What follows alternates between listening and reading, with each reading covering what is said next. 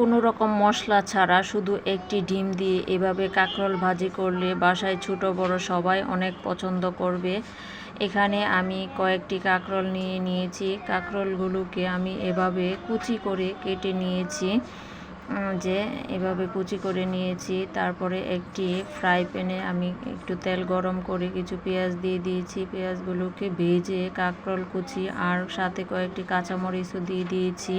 এভাবে একটু নেড়ে চেড়ে আমি একটু ঢাকনা দিয়ে ঢেকে দিব। তারপরে কিছুক্ষণ পরে আবারও এভাবে নেড়ে চেড়ে দিব। নেড়ে চেড়ে আবারও ঢাকনা দিয়ে ঢেকে দিয়েছিলাম। এই যে এখন কাঁকরোলগুলো সিদ্ধ হয়ে এসেছে।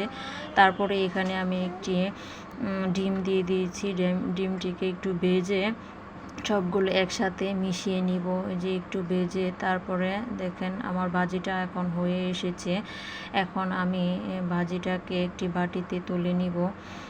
এভাবে কাঁকরোল ভাজি করেন তাহলে বাচ্চারা কিন্তু অনেক পছন্দ করে খাবে, আর অন্য কিছু বাচ্চারা নিতেই চাইবে না, শুধু এই কাঁকরোল ভাজি দিয়ে খেয়ে উঠে যাবে। এভাবে আপনারাও বাসায় ট্রাই করে দেখতে পারেন।